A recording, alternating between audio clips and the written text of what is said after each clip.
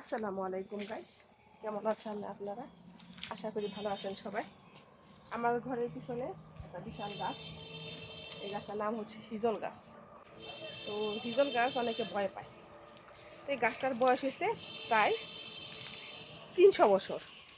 তো 300 বছরের একটা পুরানো গাছ, 300 বছরের পুরানো গাছ। এই গাছটা অনেকে আমাকে বলতেছে কাইটা ফেলতে, কিন্তু এই গাছটা আমার দ্বারা সম্ভব না কেটে ফেলা, কারণ এই গাছটা জড়িয়ে আছে অনেক স্মৃতি, ছোট বড়।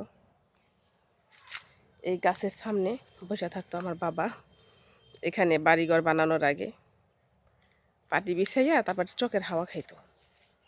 তো আমার আব্বাই তো মারা গেছে অনেক বছর, তো তার আগেও বহু বছর আগে থেকে এই গাছটা গচ্ছিত আছে, কেউ কখনো কাটে নাই।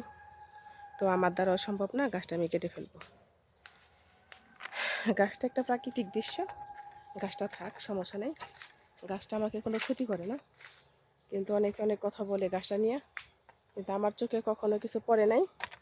তাই অতএব আমি গাছটা কাটছি না, গাছটা আমার ঘরের এখানেই থাক। গাছটা আমার ঘরটাকে বাতাস থেকে রক্ষা করে। তুফানের দিনে যদি অনেক তুফান হয় তাহলে আমার ঘরটাকে তুফান লাগতে দেয় না। গাছটা একটা কোণার মধ্যে আছে, ও তো আমার কোনো ক্ষতি করে নাই। তো গাছটা আমি কোনোদিনও কাটবো না। আমার শরীরটা খুব অসুস্থ, ভিডিও বানাইতে খুব খারাপ লাগতেছে, শরীর হাত পা কাঁপতেছে, অনেক জ্বর, তারপরে ভিডিও বানাইতেছি, কারণ ভিডিও তো লাগবেই, তাই না? তো বন্ধুরা, অনেকে শুনতেছি বলতেছে ছোট ইউজার ছোট ইউজার। তো ছোট ইউজার আর বড় ইউজার নাই ভাই, সবাই সবার ভিডিও দেখেন, লাইক কমেন্টস করেন। আর আমি গাছটা কাটতে চাই না, আপনারা কি বলেন? গাছটা থাক, গাছটা একটা ঐতিহ্য।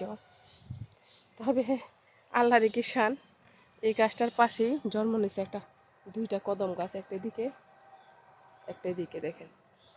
রাত হইলে কদম ফুলের গ্রান ছুটা যায় যখন কদম ফুলগুলো হয়। তো আমার জানলা একটা খোলা থাকে রাতে, কারণ নেটওয়ার্কের জন্য, যতক্ষণ আর কি জাগনা থাকি। তো গ্রান কিন্তু ভালোই পাই, কদম ফুলের গ্রান, হিজল ফুলের গ্রান, একদম প্রাণটা মনটা ভরে যায় গ্রানে, গন্ধ শুনি ভালোই লাগে। তা মাঝখানে একটু ভয় পাইছিলাম সাপ সাপ নিয়ে, এখন হুজুরের কাছে থেকে পানি টানি পড়াই না দেওয়ার পর থেকে আর আমি কোনো গ্রান ট্রান পাই নাই সাপের, আর সাপ দেখিও নেই। তো আপনারা সবাই আমার জন্য দোয়া করবেন, আমার জ্বরটা যেন ভালো হয়ে যায়, আর আমি যেন আপনাদের সাথে অনেক দিন পর্যন্ত বাইসা থেকে কন্টেন্ট বানাইতে পারি। মরে গেলে তো আর বানাইতে পারুন না। আসসালামু আলাইকুম।